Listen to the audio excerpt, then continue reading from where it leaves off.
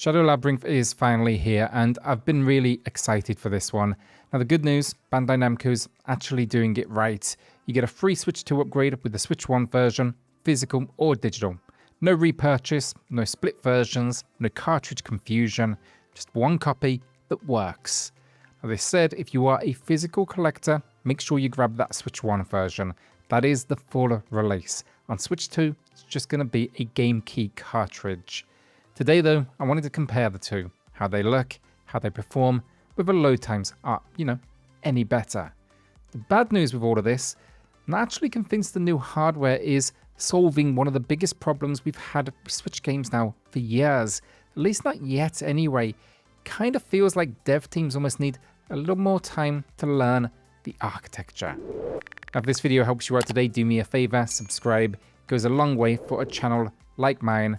And now, let's get into it, because this one, it's not as straightforward as it maybe should be.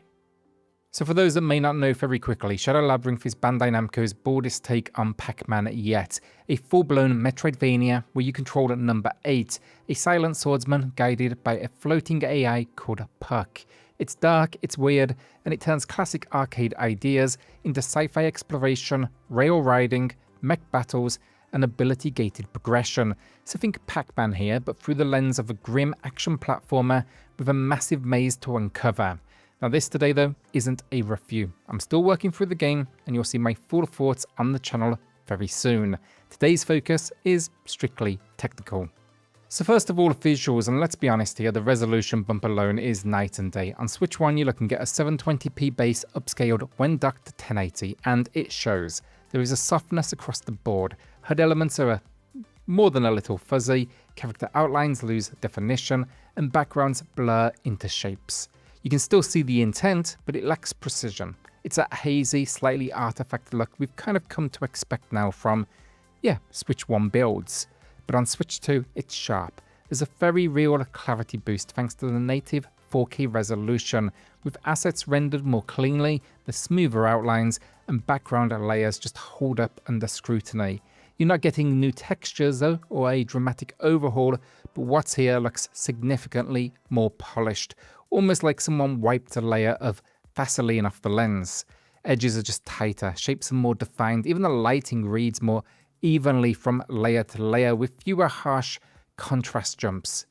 Aliasing has been dialed back too. On Switch 1, diagonal lines they shimmer visibly as the camera pans, especially on things like gears, vines, or the trim of the main character's cloak. On Switch 2, honestly, it's been scaled back dramatically. You may see it very occasionally, but for the most part, it's gone. It's just subtle enough that you stop noticing it now and just focus on the scene itself.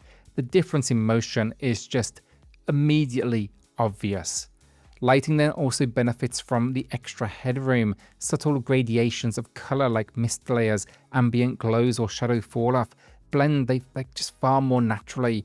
You no longer get that kind of blocky gradient stepping that the Switch 1 version struggles with. It makes dark scenes feel more intentional rather than just underlit, and dark scenes are going to be a very big part of this experience.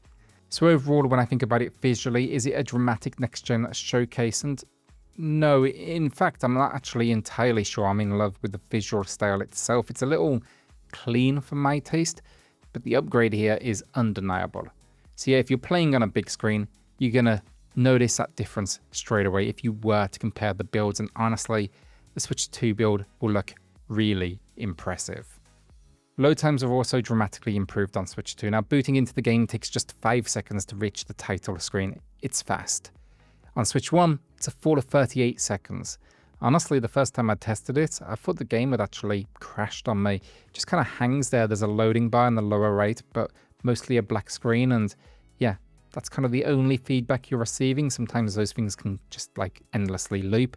Thought I may have hit one of those situations. You'll also see a similar gap when loading into a save file too. Switch 2 is almost instant, while Switch 1 drags. That said though, once you are in, want to be very fair here, both versions are incredibly fast. Area transitions are smooth, and running through the world doesn't trigger any noticeable pauses for loading.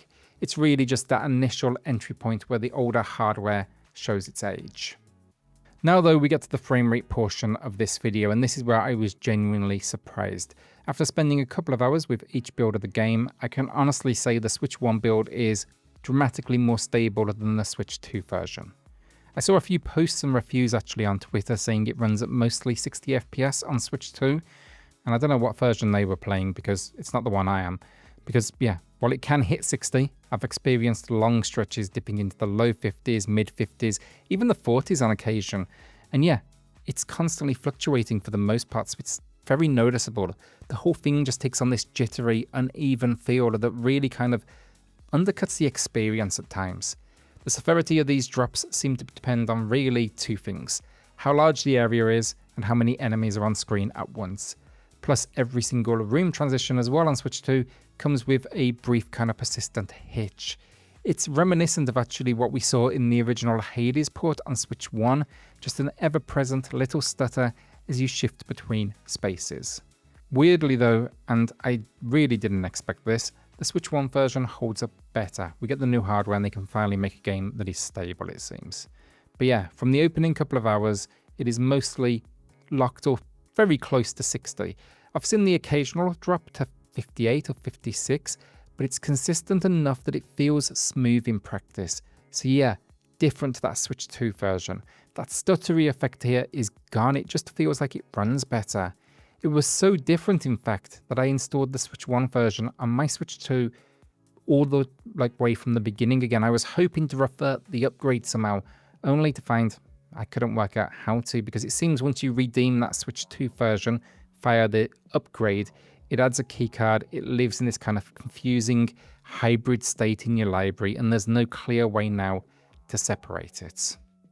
So yeah, basically if frame rate is your top priority, it may actually be worth sticking here with the cartridge version or finding a way to install just a Switch 1 build on your Switch 2. That said, let's not kid ourselves either. The lower resolution will definitely take a toll on clarity, and you've seen the difference in this video. It is almost night and day visually, so it really depends on what you are looking for. Well yeah, what a weird outcome. The visual bump on Switch 2, it's, yeah, again, night and day. Image quality is sharper, cleaner, more stable. The load times as well, a massive upgrade. 38 seconds down to 5. It's no small thing. You know, booting up the game on Switch 2 feels like switching generations, and when you're just standing still admiring the world, it is glorious. But when you start playing the thing, it's a different story. The frame rate inconsistency though on Switch 2 drags it down. It dips, it stutters, and while it might technically average around the Switch 1 build in some situations, the feel of it is noticeably worse, and for many that's going to be what counts. The Switch 1 version, despite its blurrier image and longer load times, just runs smoother. It feels better to move through, especially early on, and well yeah, that definitely shouldn't be the case. So yeah, this one leaves us in a weird spot. If you're playing docked and want visual fidelity, absolutely go with the Switch 2 version. It looks better in every measurable way. But if you're focused on frame rate, don't overlook the Switch 1 cartridge or digital download, at least for now, because the original Switch 1 build is quietly the best performer of the two. Hopefully Bandai patches this anyway. The groundwork is here for a brilliant Switch 2 version, I have no doubt about that. It just needs maybe not a bit more time in the oven, but just a little bit of cleaning, I guess, because it is so very nearly there. And if I could combine the movement of the Switch 1 build with the visual output of the Switch 2 build, then yeah, happy days. Alright then, if this one helped you out today, do me a favor, subscribe, helps out the channel a huge amount, and I'll see you all on the next video. Cheers all.